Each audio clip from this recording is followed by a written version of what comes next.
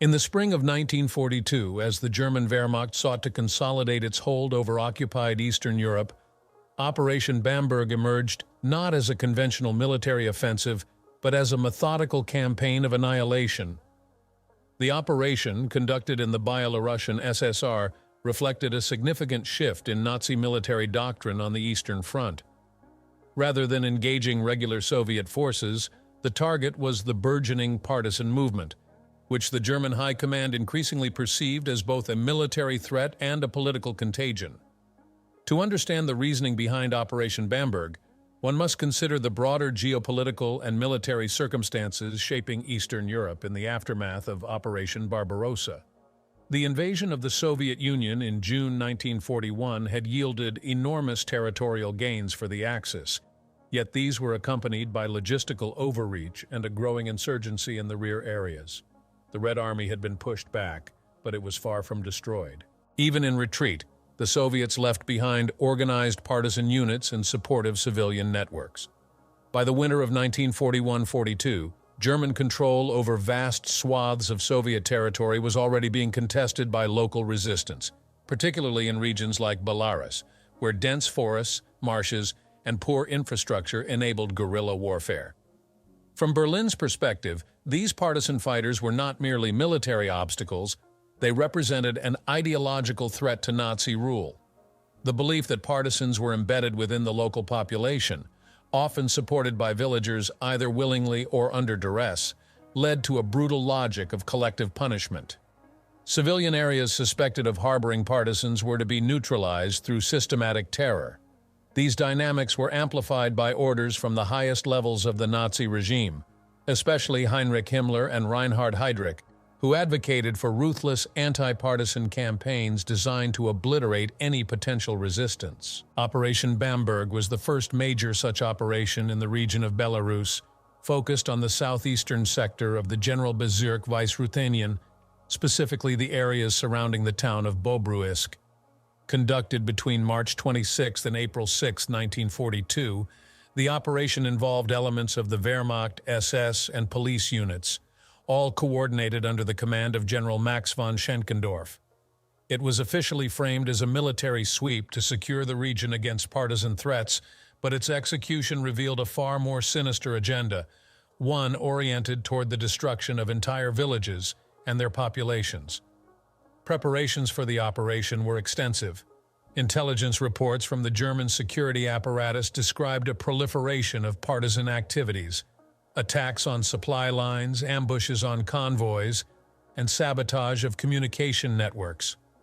Local administrative structures were under strain, with German-appointed officials reporting growing difficulties in enforcing order. There was mounting fear among occupation authorities that these territories might become uncontrollable if action was not taken quickly and decisively. The decision to implement Operation Bamberg was also informed by broader shifts in Nazi occupation policy. The failure to win the hearts and minds of local populations, combined with increasing economic demands on the Reich, hardened attitudes toward the East. Villages were now seen less as communities to govern than as logistical nodes, sources of labor, grain, and space. If they could not be pacified, they were to be cleared. This shift coincided with the emergence of more coordinated anti-partisan directives, such as the infamous Bandenbekämpfung orders, which legalized collective reprisals and authorized the mass execution of civilians under the guise of anti-insurgency. In parallel, the German military command faced increasing pressure to secure the rear areas in advance of renewed summer offensives, especially in anticipation of the 1942 campaign toward the Caucasus and Stalingrad. For these strategic maneuvers to succeed, supply routes through Belarus had to be secured. That made the elimination of partisan networks a military necessity, at least as perceived by the Wehrmacht. Thus, ideological imperatives and tactical calculations merged, leading to the formulation of a punitive sweep that would set a precedent for similar operations across occupied territories. As the forces of Operation Bamberg began to mobilize, thousands of troops, supported by armor and air reconnaissance, assembled in preparation for a ring-shaped encirclement maneuver. Their aim was to trap and destroy partisan forces while cleansing the area of any suspected collaborators. What followed was a grim and meticulously documented sequence of events. Villages surrounded, men separated from women and children, and executions carried out with chilling precision. Operation Bamberg would become the model for future anti-bandit campaigns. Though largely forgotten in popular histories of the Second World War, it stands as a case study in the use of military force not for liberation or defense, but for extermination under bureaucratic pretense. Understanding its context is vital to grasp the full scale of Nazi atrocities in the East, and the transformation of occupation policy from pragmatic control to genocidal warfare. In the early hours of March 26, 1942, the coordinated machinery of Operation Bamberg was set into motion.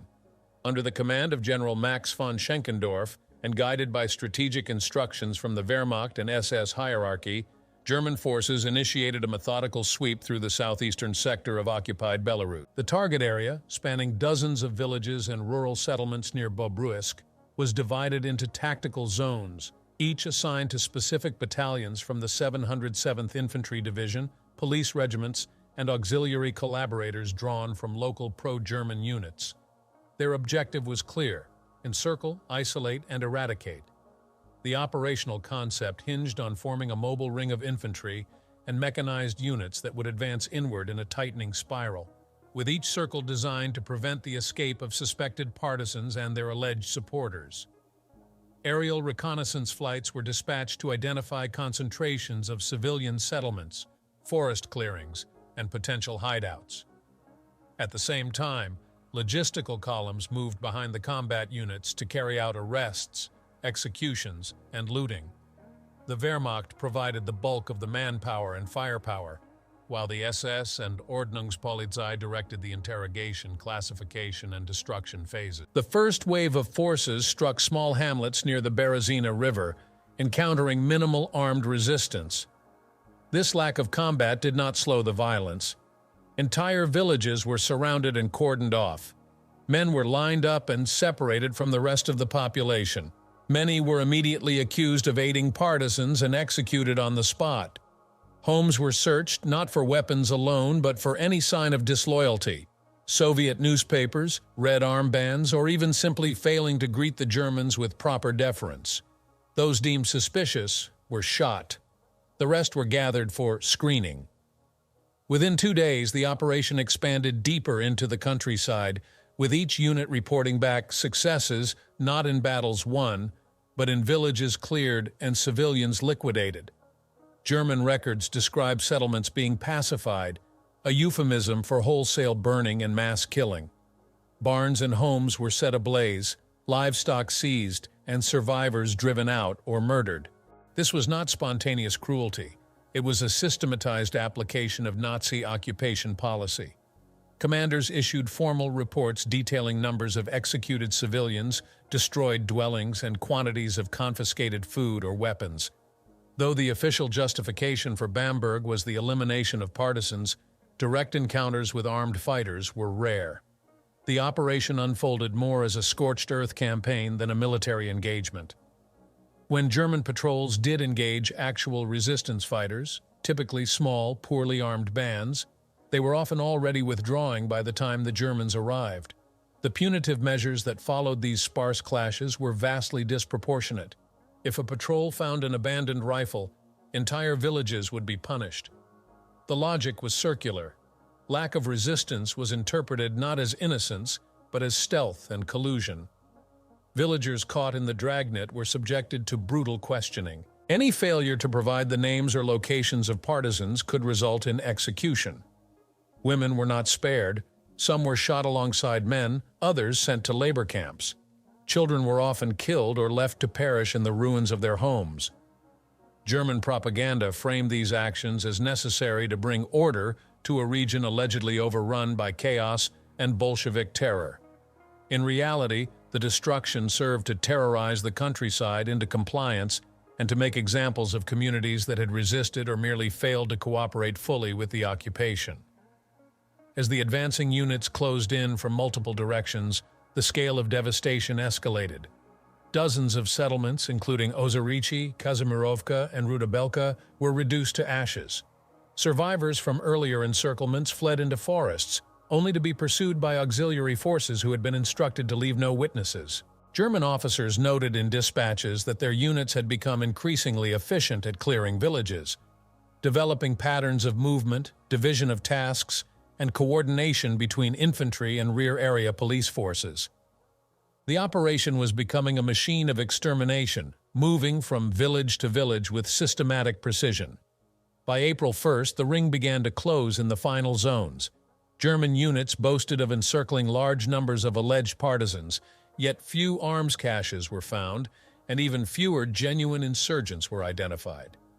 Despite this, reports from the field claimed operational success.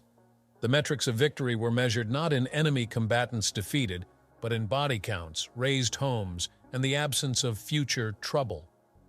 In this way, the logic of Bamberg mirrored that of broader Nazi goals in the East: complete control through destruction, with civilians treated as obstacles to be removed. The brutality of the opening phase did not go unnoticed by some Wehrmacht officers, who privately expressed unease at the sheer scale of civilian casualties. Yet objections were rare, and dissent was muted by the prevailing ideology and the institutional pressure to produce results. Bamberg, though framed as a security measure, had from the outset been a showcase of Nazi reprisal strategy.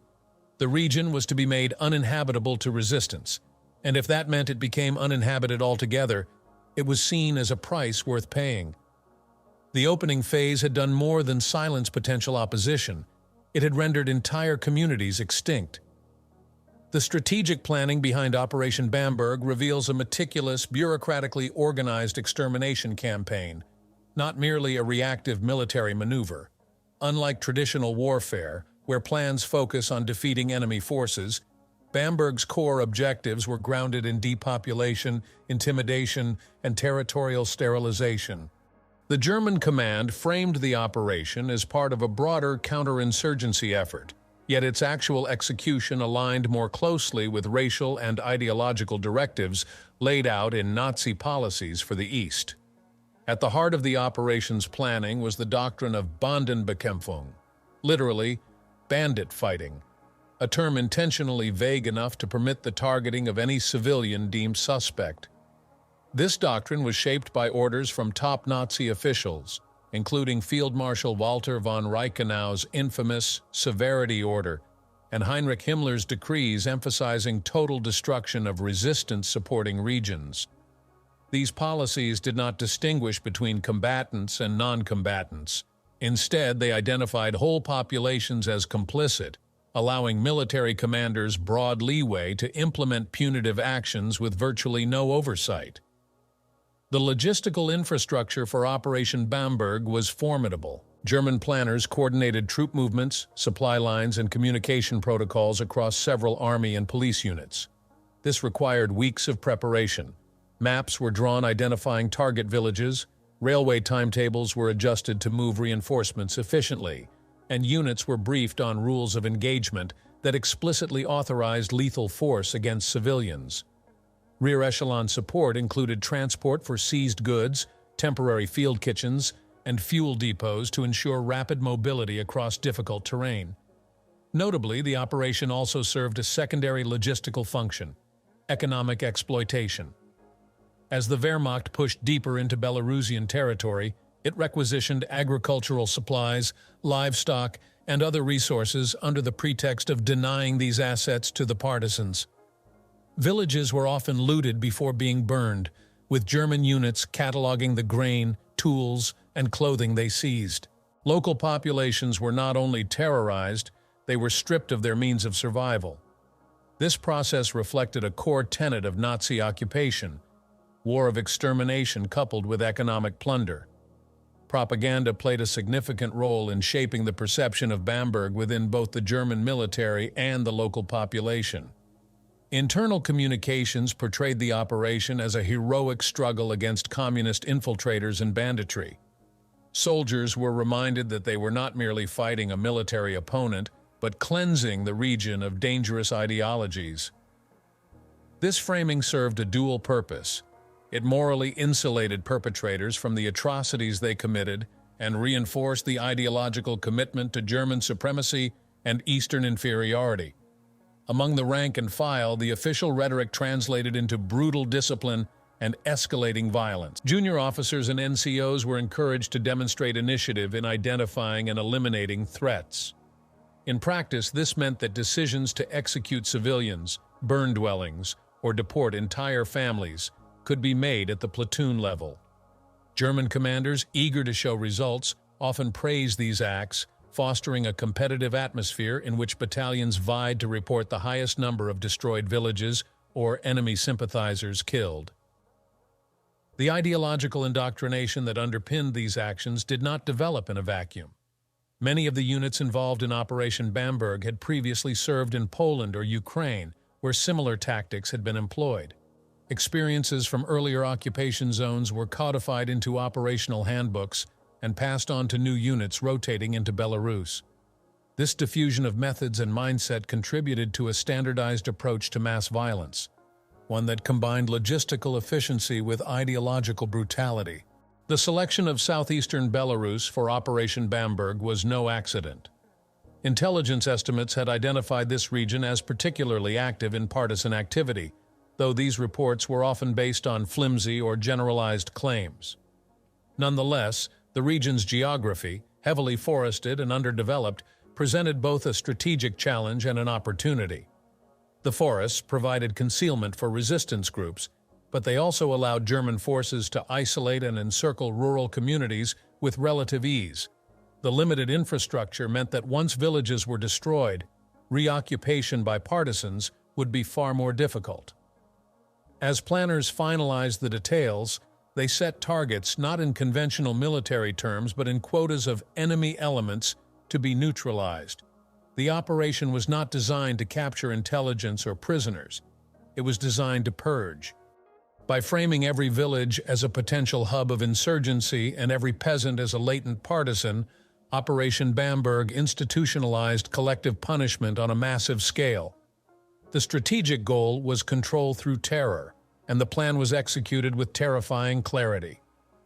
The German military's willingness to dedicate significant resources to such an operation, at a time when the Eastern Front demanded manpower and supplies for major offensives, underscores how seriously the threat of partisans was perceived, but it also reveals something deeper.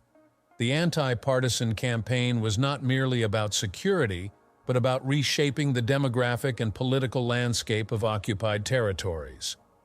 Bamberg became a template not just for military control, but for Nazi ideological conquest, conducted one burned village at a time. As the operation moved into its next phases, these strategies would manifest in ways even more brutal and efficient. The ring would tighten, resistance would be crushed, and the countryside would be left scarred, physically, socially, and demographically. What began as a tactical sweep had evolved into a campaign of terror that would define the face of German occupation in Belarus. As Operation Bamberg progressed beyond its initial incursion, the tactical encirclement maneuver became increasingly refined. German forces began systematically closing the noose around a designated area stretching between the towns of Bobruisk, Slutsk, and Glusk. The military units operated in coordination with police regiments and SS detachments to drive any remaining populations toward a central killing zone. The pattern was now well established. Villages were surrounded, entry and exit routes were sealed, and sweeping searches were carried out with lethal intent. The first major clashes occurred near the settlement of Oktyabrski. Although German intelligence had reported this area to be a partisan stronghold, the resistance encountered was minimal. A few scattered shots were fired from the tree line, but within hours, the forest was set ablaze, and those suspected of harboring partisans were executed. Entire families were buried in mass graves dug by their neighbors under the watch of uniformed soldiers. The forests of Belarus, once a sanctuary for partisans and refugees, were turned into scenes of controlled horror. As German troops advanced deeper into the countryside, brutality intensified. Reports from the 707th Infantry Division document a series of atrocities carried out over a single week. Over 50 villages razed, several thousand civilians killed, hundreds more deported for forced labor. These reports, written in sanitized military language, reduced the extermination of communities to logistical summaries. How many bandits neutralized, how many livestock seized, how much grain recovered. The human cost was buried under columns of figures, yet the reality in the field was mass murder disguised as military necessity. The psychological impact on the local population was immediate and catastrophic. Villagers who had initially complied with German demands, providing food, information, or labor, found themselves subject to the same violence as those accused of resistance. Trust collapsed. Communication between settlements ceased. Refugees flooded the forests, not as organized fighters, but as terrified survivors. Children wandered alone after their parents had been shot or deported. Bodies were left in fields as warnings. The aim was not merely to defeat partisans, but to break the will of the people entirely. Yet within this landscape of fear, isolated acts of resistance continued. In several cases, small bands of partisans attempted to ambush German patrols.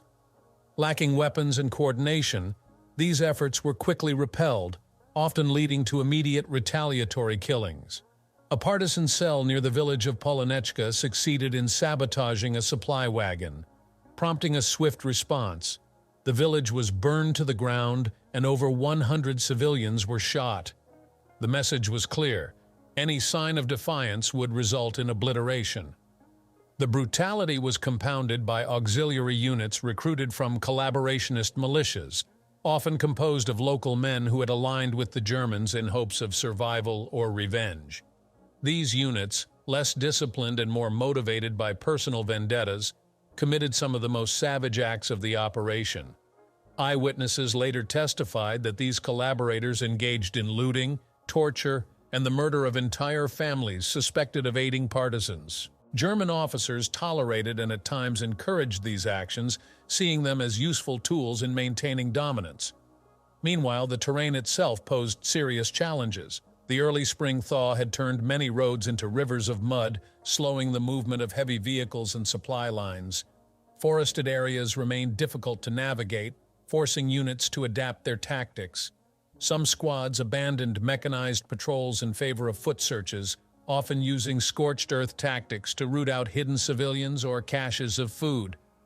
Barns were burned without inspection. Wells were poisoned. Fields were mined to prevent survivors from returning. Despite the overwhelming military superiority of the German forces, their inability to capture significant numbers of actual partisans led to increasing frustration among commanders. Rather than question the validity of their intelligence, officers doubled down on violence. The logic of the operation transformed. The absence of resistance was not proof of peace, but of deeper concealment. Villages that appeared calm were accused of harboring invisible enemies. This ideological paranoia fueled further massacres. The impact on morale among German troops varied. Some soldiers became desensitized, treating the killings as routine. Others expressed private doubts, but remained silent. There are scattered reports of officers requesting transfers after witnessing mass executions. Yet the structure of command and the prevailing ideology left little room for protest.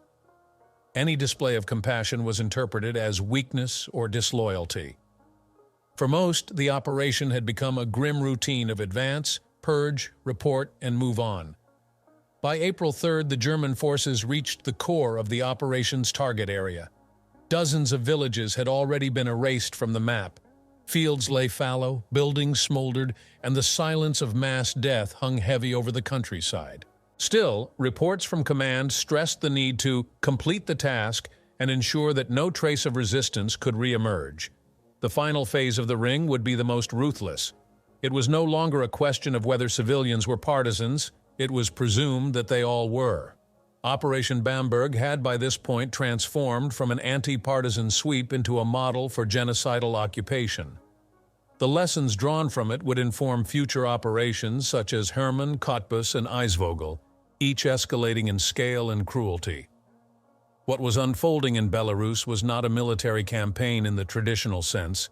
It was the systematic destruction of a population under the guise of military security, and it was only just reaching its apex.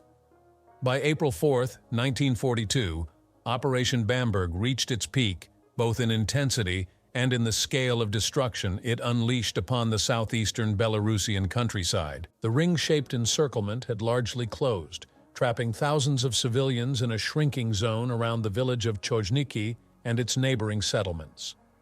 The German forces, having encountered minimal armed resistance, interpreted the absence of conflict not as success, but as a reason to intensify their violence. The remaining villages within the operational zone were marked for total liquidation. The town of Chojniki became a grim centerpiece of this final assault. German units moved in with methodical precision, surrounding the settlement from all sides. Leaflets had previously been dropped from reconnaissance aircraft, promising safety to anyone who cooperated with the authorities. Hundreds of civilians gathered in the town square, seeking shelter and hoping for mercy. Instead, they were met by units of the Ordnungspolizei and SS auxiliaries who began segregating the population. Men and older boys were marched away and executed in nearby pits. Women and children were locked in barns and homes, which were then doused in gasoline and set alight. No distinction was made between supporters of the partisans and those who had remained neutral. In the surrounding villages, the same scene repeated with grim regularity. Reports from German field units describe the process in bureaucratic terms: area cleansed, inhabitants liquidated, buildings destroyed. The purpose had evolved into total erasure. Aerial photos taken by reconnaissance flights later revealed entire clusters of settlements wiped from the map, reduced to charred outlines and scorched earth. In some cases, mass graves were so hastily filled that body parts protruded from the soil. The German strategy now aimed not merely at suppression of resistance, but at demographic engineering, clearing zones for future colonization or militarization. The psychological violence was just as devastating as the physical. Survivors from earlier stages of the operation were now fleeing in all directions, creating chaos that German forces exploited. Those found hiding in forests, cellars, or swamps were treated as fugitives and executed. Entire families, including elderly and disabled persons, were rounded up and shot en masse. In the village of Rudabelka, some tried to surrender, waving white cloths and pleading for mercy. Their homes were burned anyway, and their corpses were left to rot in the fields. Meanwhile, higher command monitored the operation with satisfaction. Daily updates flowed into Army Group Center headquarters, praising the effectiveness and efficiency of the cleansing. Officers in charge received commendations for their discipline and orderly conduct, though eyewitnesses later described scenes of drunken revelry by troops celebrating after massacres. Looting was widespread. Radios, watches, clothing, and even toys were confiscated and sent back to Germany as personal spoils. What could not be taken was destroyed. The most harrowing dimension of this peak phase was the treatment of children. In several locations, infants and toddlers were thrown into burning buildings or shot alongside their mothers. In Chojniki, SS men reportedly forced a group of children to march through the streets before executing them in front of the remaining adults. No official records mention these acts directly, but survivor testimonies and post-war investigations confirm their frequency. The total dehumanization of the population was not accidental. It was an embedded feature of the operation's logic. Medical staff assigned to the operation, including Wehrmacht medics and SS doctors, played a limited but complicit role. Some were tasked with identifying individuals unfit for transport and signing off on field executions. Others oversaw the loading of surviving civilians, primarily women, onto cattle cars bound for labor camps in the Reich. These trains, overcrowded and unsupplied, were themselves a form of slow death. Many never reached their destinations. By the end of April 5th, German forces initiated what they referred to as the final pass, a last sweep to ensure that no life remained in the targeted zone. Patrols returned to previously razed villages and forests, using dogs, smoke grenades, and flamethrowers to flush out anyone hiding in shelters or dugouts. In one infamous incident near the hamlet of Osinovka, a group of 70 refugees was discovered hiding in an underground root cellar. The entrance was sealed, and the chamber was filled with smoke and gas. None survived. The command staff of Operation Bamberg declared the campaign a success. Estimates compiled in the final operational report claimed the elimination of approximately 3,500 partisan elements, although subsequent research showed that the vast majority were unarmed civilians. The report proudly listed 62 villages destroyed, 180 tons of grain seized, and 10,000 livestock confiscated. No mention was made of the social annihilation, the cultural erasure, or the shattered communities left behind. Even among the ranks of the German military, there were undercurrents of unease. A few officers reportedly noted the scale of killing as excessive in private letters, but these concerns never translated into official dissent. The overall military and political climate of the Third Reich rewarded brutality, particularly in the East, where the population was seen through the lens of racial inferiority and ideological hostility. Operation Bamberg thus served as a brutal blueprint, a demonstration of how total war and ideological genocide could be merged under the pretense of military efficiency. As the killing reached its highest point, the region was transformed. Fields were empty, roads lay unused, schools, churches, granaries, and homes had vanished. Survivors were either dead, displaced, or enslaved. The land had been cleared, as Nazi planners intended, not for peace, but for absolute control. What began as an anti-partisan operation had become a harrowing exercise in methodical extermination, an omen of the even darker campaigns yet to come. With the most intense phase of Operation Bamberg concluded, German forces transitioned from large-scale annihilation to consolidation and exploitation of the devastated region.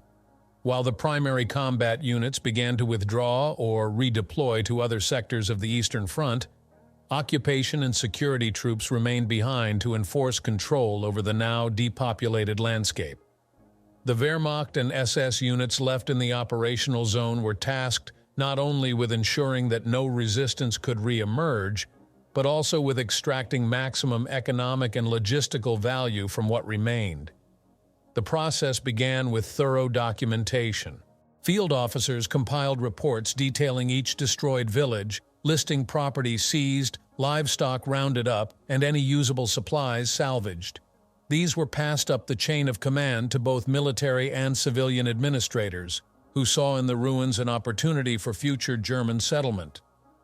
The empty homes, though burned to their foundations, were marked on maps for potential reconstruction and repopulation by German colonists as part of the long-term General Plan Ost, the blueprint for German expansion and racial restructuring of Eastern Europe.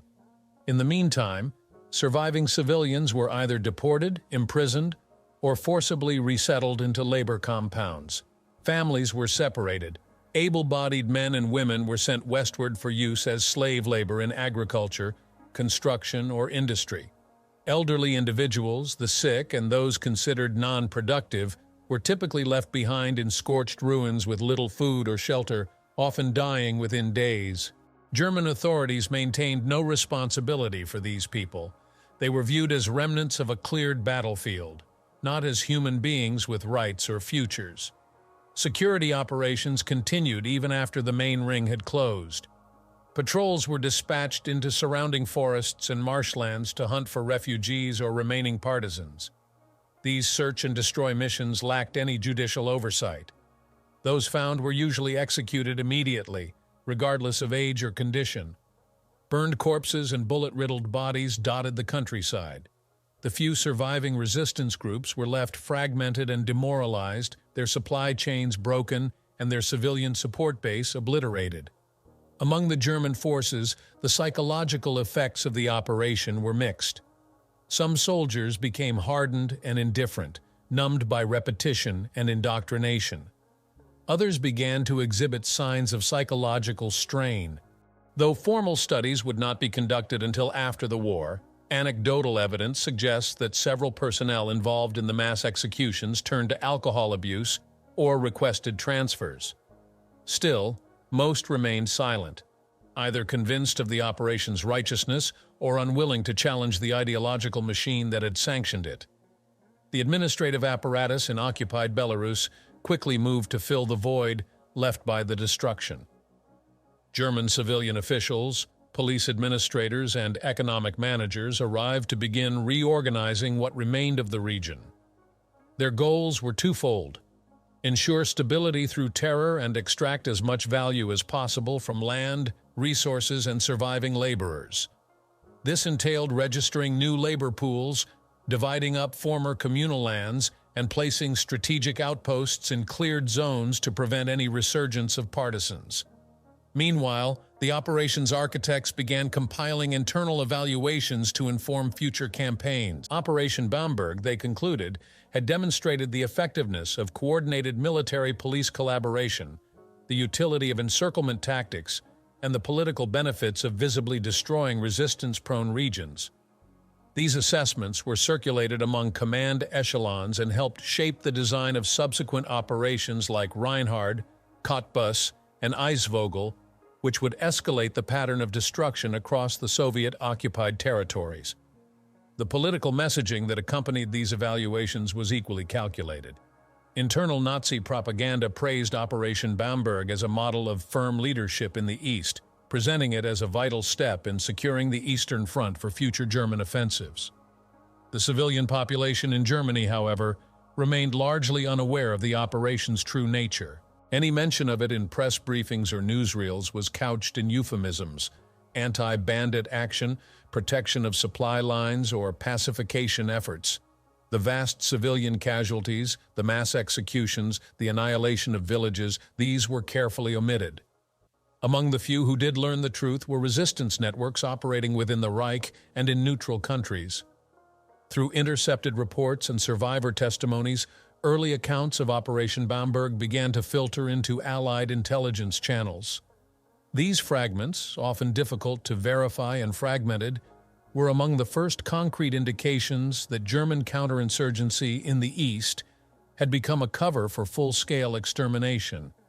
Yet even then, the sheer scope and systematic nature of the violence remained difficult for foreign observers to comprehend. In Belarus, the immediate result was silence. Survivors hid deeper in forests. Traditional social structures had been shattered. Clergy, school teachers, local leaders, anyone with influence or capacity to organize, had been targeted first. What remained were communities without memory, without cohesion, and without protection. The cultural and generational trauma inflicted during this stage of Operation Bamberg would persist for decades, etched not only into the ruins of villages, but into the psyche of an entire region. The German forces, satisfied with the devastation they had wrought, withdrew in stages. As they pulled back, mines were laid on access roads, and booby traps were left in abandoned dwellings to prevent their reoccupation. The scorched earth was now fortified by lethal silence. In the minds of its planners, the operation had achieved not just security, but transformation. A land once inhabited and resistant had been made empty and obedient. The war against the partisans, at least in this region, had been replaced by a war against the land and its people themselves. In the wake of Operation Bamberg's climax, a new phase emerged, one less defined by mass executions and more by the entrenchment of control.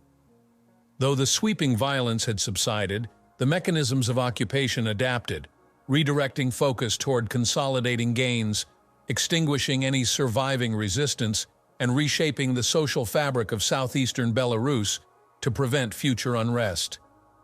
This phase was characterized by ruthless pragmatism. The German administration had broken the population and now sought to exploit what remained.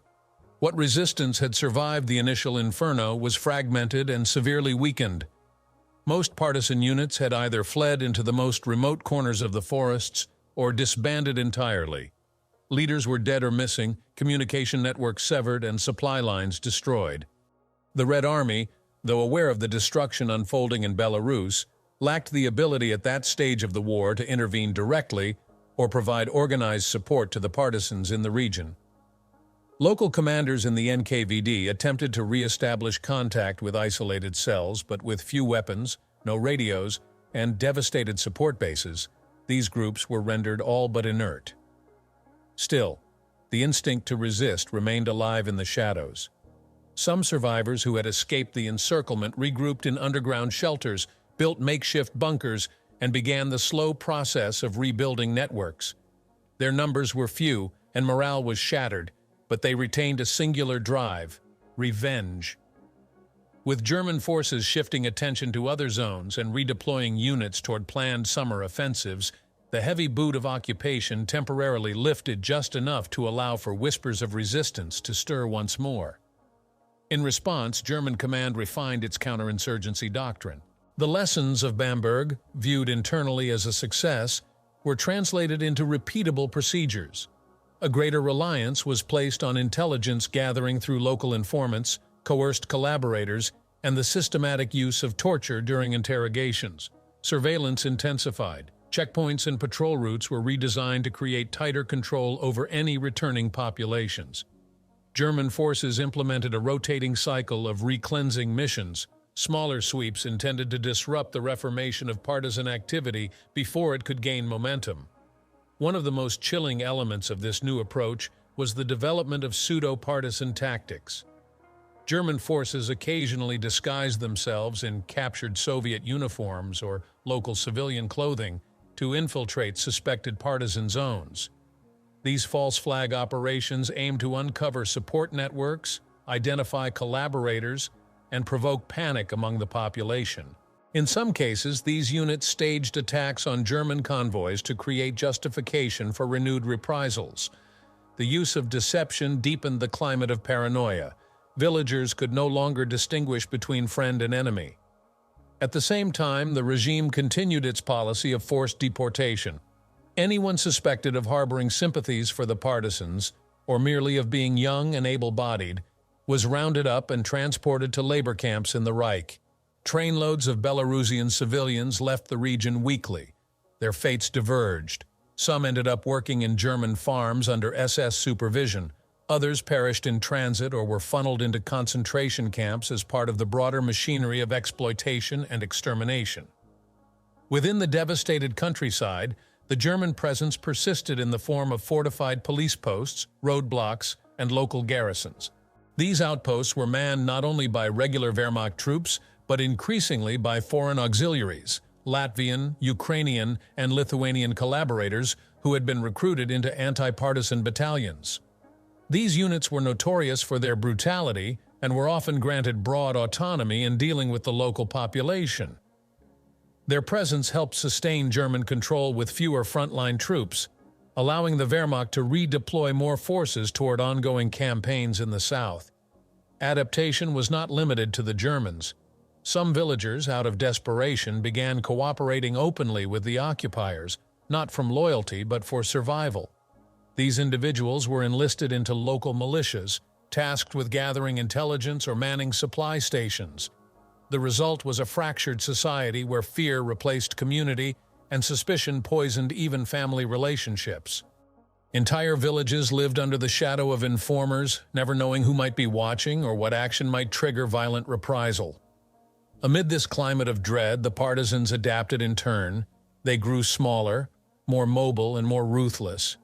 With no safe havens left in villages, they established semi-permanent camps deep in marshes or forests. Raids became surgical and symbolic, sabotaging railway lines, ambushing isolated patrols, assassinating collaborators.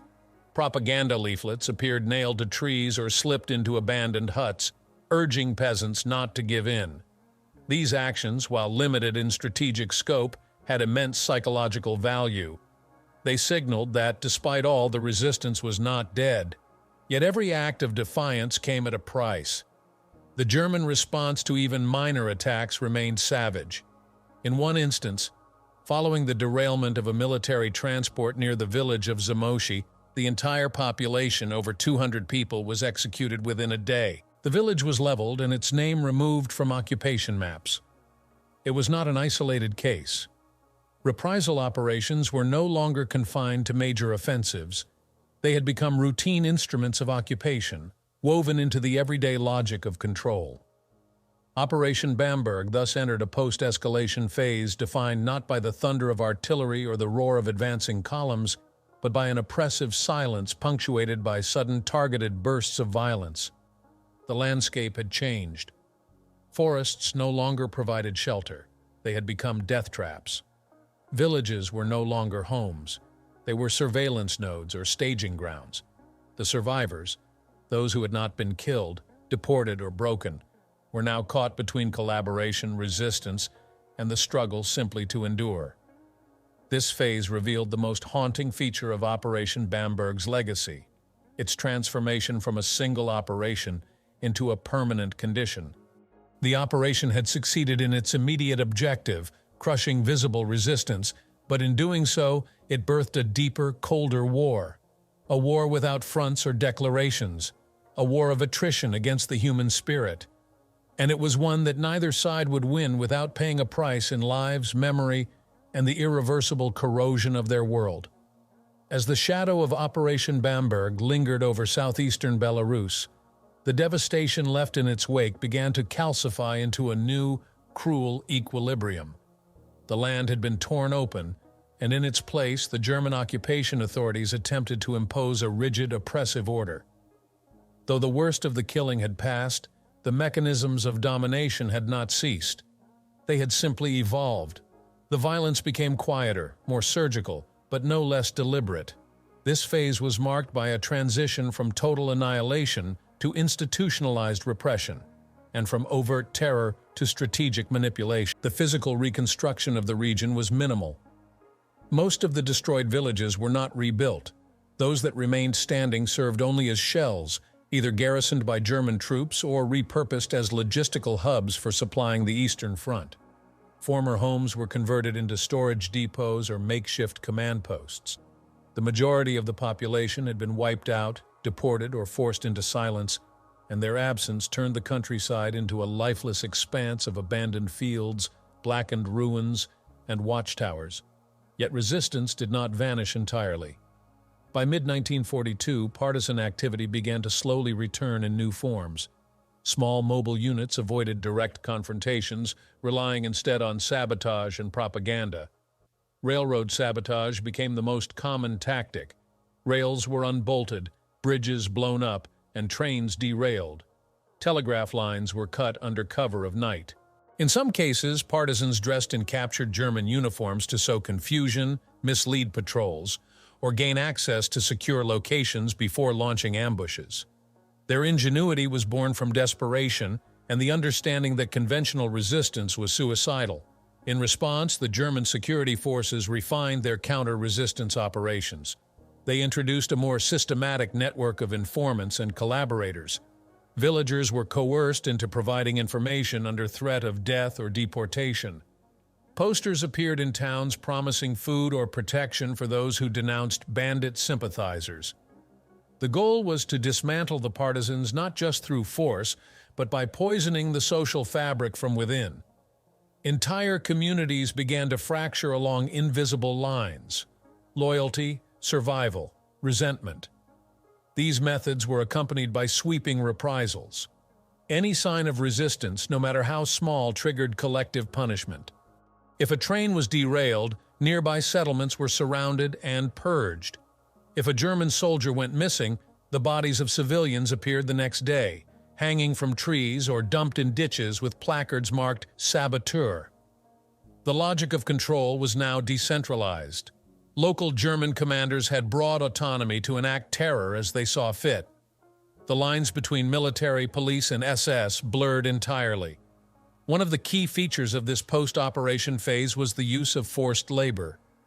With the native population subdued and displaced, the Germans began exploiting the region's survivors for the benefit of the Reich.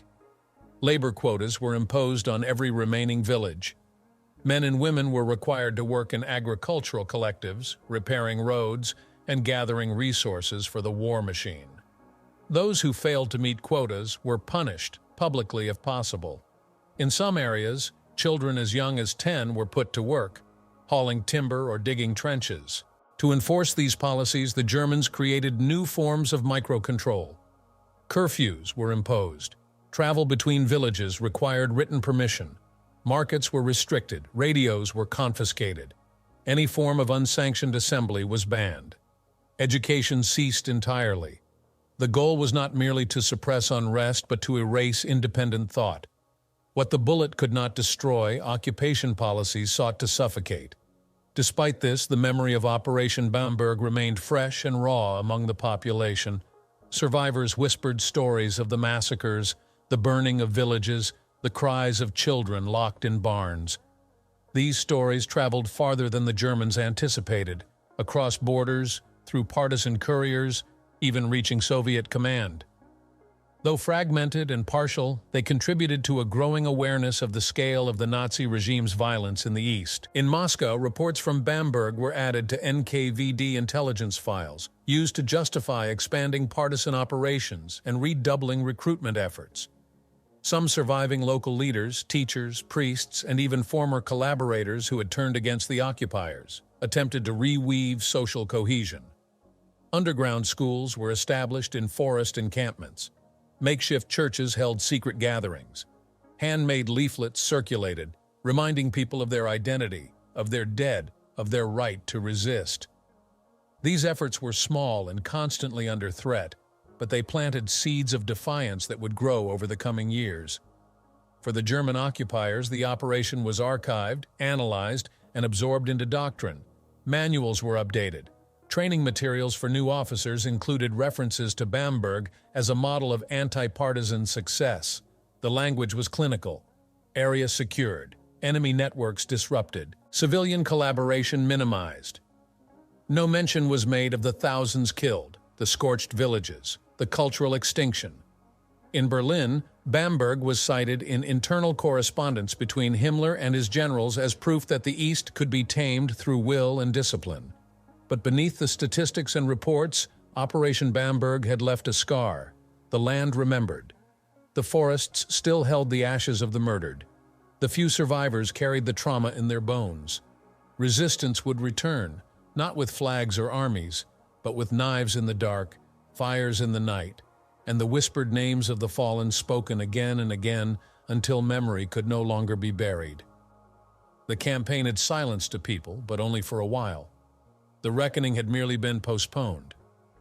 As the months passed and the immediate legacy of Operation Bamberg settled into the soil of southeastern Belarus, a pivotal shift began to unfold. The campaign, designed to exterminate resistance and erase the foundations of rebellion, had achieved its short-term goal through brutal efficiency, but it had also planted the seeds of its own unraveling.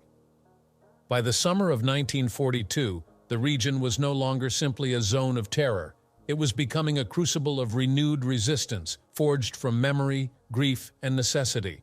The turning point emerged not as a single event, but as a convergence of many small acts, each one seemingly insignificant on its own: a hidden partisan leaflet nailed to the wall of an abandoned schoolhouse, a German patrol ambushed near a forest trail, a collaborator found strangled in the night with a warning carved into his chest. These moments did not stem from a coordinated uprising, but from 1,000 invisible fractures in the occupation's control. Survivors of Bamberg had not disappeared. They had dispersed, adapted, and waited. By late 1942, the Soviet command recognized the opportunity. With the Wehrmacht increasingly overextended on the Eastern Front, especially following its catastrophic stall at Stalingrad, Soviet High Command began to reorganize its partisan structure. NKVD agents, aided by local guides, re-entered the devastated zones, seeking out remnants of scattered resistance. Their objective was clear: rebuild command structures, restore supply lines, and revive morale. What had once been loose bands of survivors became once again an organized partisan network, with improved intelligence, better weapons, and a renewed sense of purpose. One of the most significant developments in this period was the reintegration of the local population into the partisan effort, not as passive victims, but as active agents of disruption. Women who had lost husbands in the operation began acting as scouts and couriers. Children who had watched their villages burn became informants, tracking troop movements and gathering supplies. Farmers, forced to work in German-controlled collectives, smuggled food to fighters hiding in the woods. Resistance was no longer just an armed struggle. It was a social movement woven into the ruins of everyday life. The psychological transformation was equally important. Operation Bamberg had aimed to instill fear and obedience. Instead, it left behind a generation with nothing left to lose. These survivors did not romanticize their mission. They carried it out with a grim resolve sharpened by personal loss. Their cause was not the abstract ideology of Bolshevism or patriotism. It was vengeance. Vengeance for villages reduced to ash, for the unmarked graves, for the babies thrown into fire. The Germans had tried to erase their humanity. What remained was a cold, unyielding will. This resurgence did not go unnoticed. German authorities began reporting a marked uptick in partisan activity throughout southern Belarus. Rail lines were once again being sabotaged, telephone wires cut, bridges mined. Supply convoys increasingly required armed escorts. Even inside occupied towns, garrisons faced sniper fire and nighttime grenade attacks. The landscape the Wehrmacht had thought pacified was becoming a battlefield once more.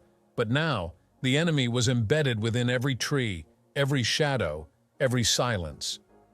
The German response was predictably violent. Smaller operations modeled after Bamberg were launched across the region, Operations Adler, Cottbus, and Eisvogel among them. These actions followed the same template: encirclement, purge, destruction. Yet the effectiveness of such campaigns began to diminish. The partisans had learned. They no longer stayed in one place long enough to be surrounded. Villages emptied ahead of advancing troops. Forests were booby-trapped. German casualties, once minimal, began to rise. At the same time, cracks began to appear in the German system itself.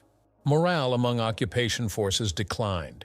Troops were exhausted, disillusioned, and increasingly cynical about the official narrative that painted these killings as necessary security measures. Some commanders began to question the long-term sustainability of the scorched earth strategy. Reports surfaced of units refusing orders to burn villages with no confirmed partisan presence. Others carried out orders half-heartedly, aware that each act of brutality seemed to only harden local resistance. And there was another problem, a logistical one. The very destruction wrought by Bamberg and its successors had gutted the region's ability to sustain the occupation. Fields were no longer being harvested. Roads remained cratered and impassable. Fuel and food had to be brought in from increasingly distant depots. The scorched earth had consumed not only the enemy, but also the occupiers' own means of survival. In Berlin, Operation Bamberg remained a reference point, a model of efficient repression. But in the forests of Belarus, it was now understood as something else, a failure disguised as victory. Yes, it had eradicated villages, slaughtered thousands, and left a scar across the countryside. But it had not broken the will of the people. If anything, it had made that will harder, colder, more dangerous. Every fire lit during Bamberg now glowed in the memories of those who had survived, and those flames were spreading. The German dream of a cleansed, pacified East was unraveling. The occupied zones were no longer submissive provinces. They were becoming hostile terrain, day by day. Operation Bamberg had marked the peak of German dominance in the region. What followed was the slow, brutal, and inevitable shift in momentum. From that moment on, control would not be measured in maps but in blood, and the balance was beginning to tip. By early 1943, the tide had begun to turn in a way that even the most confident German officers could no longer deny. What had been conceived as a permanent suppression during Operation Bamberg had become a slowly unraveling grip, challenged not by conventional armies, but by the re-emergence of partisan warfare on an unprecedented scale. The very region scorched and depopulated a year earlier was once again alive with movement, stealthy, calculated, and increasingly coordinated. The turning point had arrived, and it revealed itself not through grand battles, but through attrition, exhaustion, and the failure of terror to achieve obedience. The German High Command had underestimated two critical forces: the regenerative will of the local population and the strategic recalibration of the Soviet state. As Red Army victories in the south and around Stalingrad began to shift the front lines westward, partisan warfare was elevated from a local nuisance to an officially integrated element of Soviet strategy. The central headquarters of the partisan movement, under the command of Panteleimon Ponomarenko, began issuing direct orders, allocating supplies and coordinating attacks with regular Red Army operations. Belarus, once thought pacified by the likes of Operation Bamberg, was now one of the most active centers of resistance in all of occupied Europe. This new phase of the conflict was marked by highly organized partisan offensives. Railway sabotage intensified dramatically. In a single month, over 600 kilometers of track were destroyed in the Minsk and Bobruisk sectors alone. German logistical operations began to collapse under the weight of constant disruption. Ammunition and fuel convoys disappeared. Bridges exploded. Communication lines went dead. In some cases, entire German battalions were stranded for weeks, cut off by a resistance network that had learned to move invisibly and strike with precision. Perhaps the most telling sign of the turning point was the shift in German behavior. Garrisons that once carried out punitive raids without hesitation now withdrew into defensive postures. Night patrols were reduced, outposts were reinforced and isolated. Convoys traveled only in daylight and only with armored escort.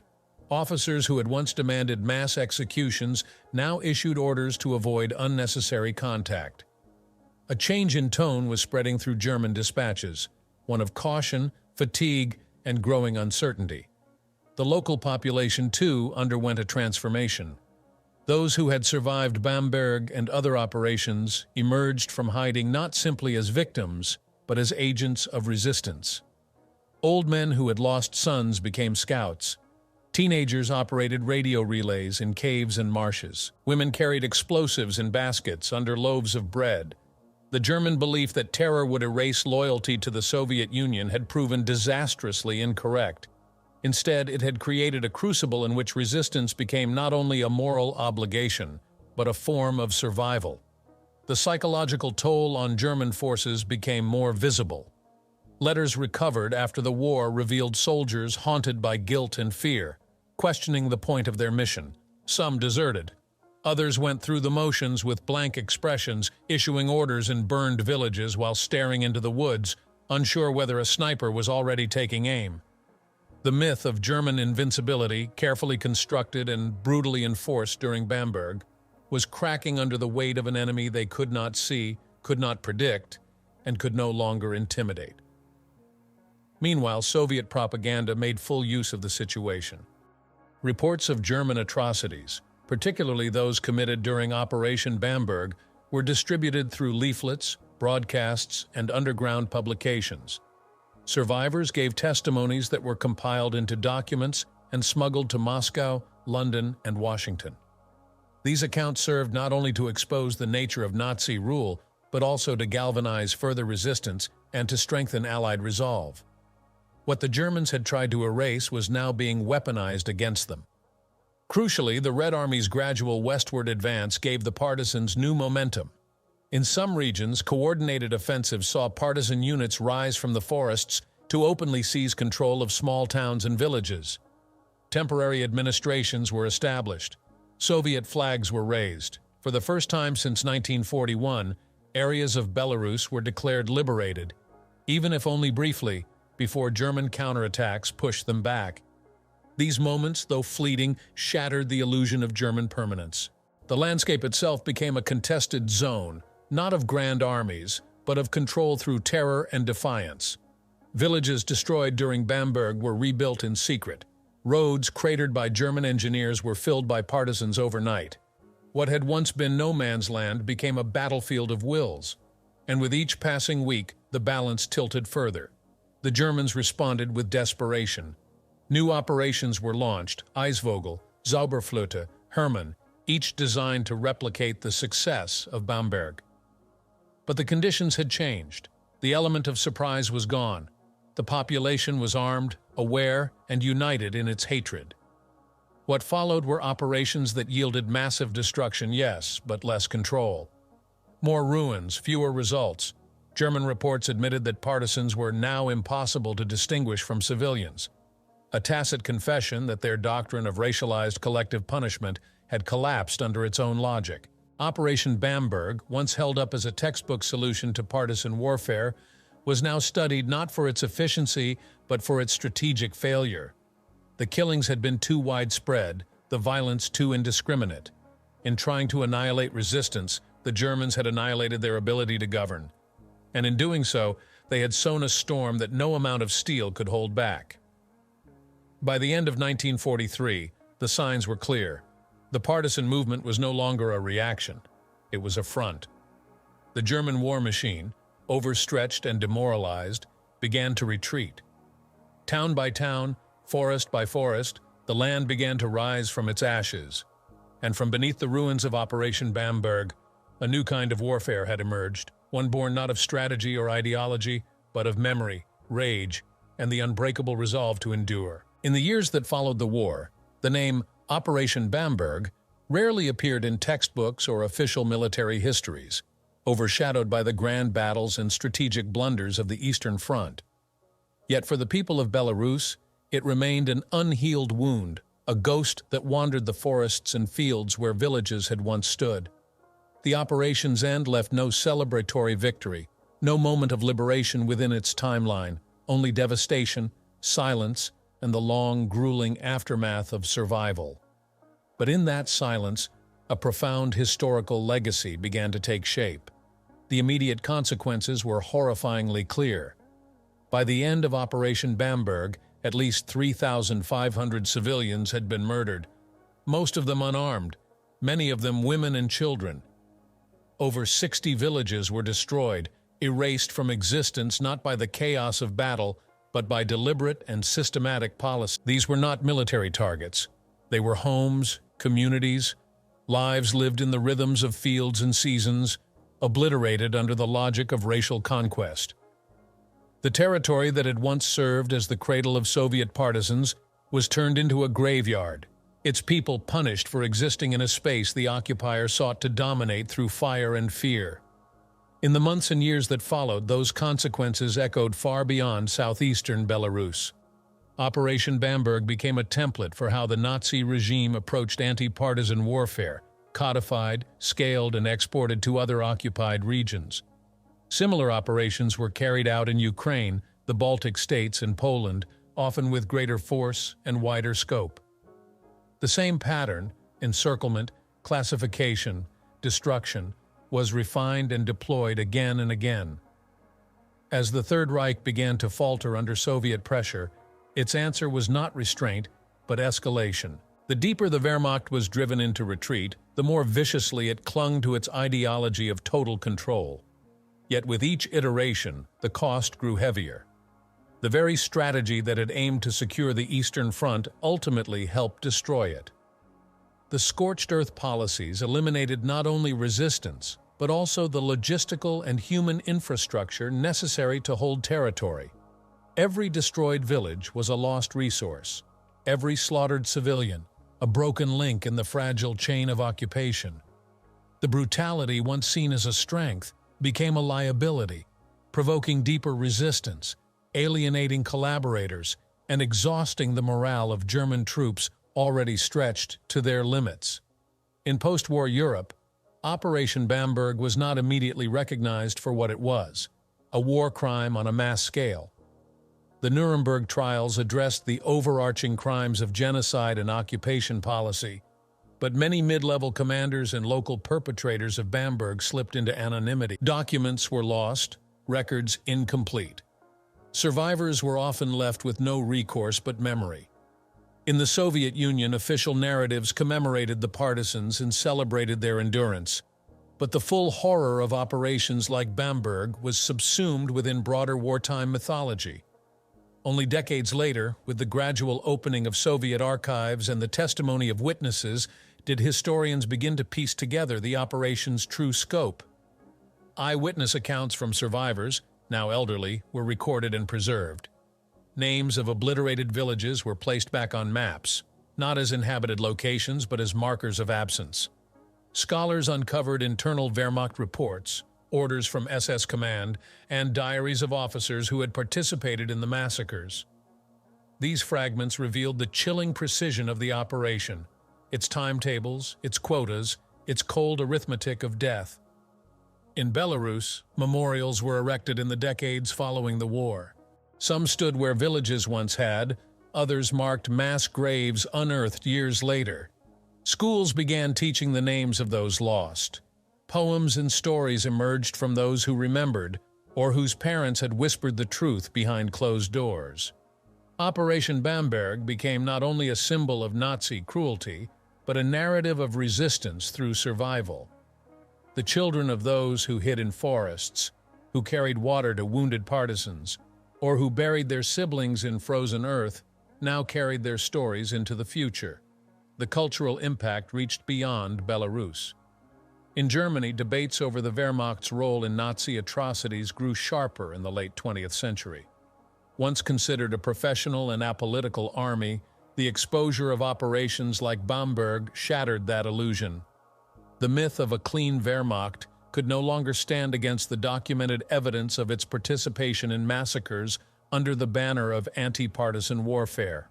Bamberg, though lesser known than major events like Lidice or Oradour sur Glane, began to surface in the scholarship of German military culpability. The historical significance of Operation Bamberg lies not only in its cruelty, but in its clarity. It shows what happens when war becomes a tool of ideology, when civilians are defined as threats, and when military objectives are fused with racial hatred. It demonstrates how bureaucracy can become a weapon, how euphemisms like cleansing or pacification can mask genocide. And it reminds us that history is not written only in battles and treaties, but in villages erased, in photographs lost, in graves marked only by wild grass. Today, the territory once swept by Bamberg has been reclaimed by forest and field. New villages stand where old ones once burned, yet the memory persists, in soil, in names, in silence. Operation Bamberg did not succeed in its ultimate goal. It did not destroy resistance, it strengthened it. It did not erase identity. It preserved it in the hearts of those who remembered. And in the long arc of history, it remains a warning, not just of what happened, but of what can happen when power is unchecked and people are deemed expendable.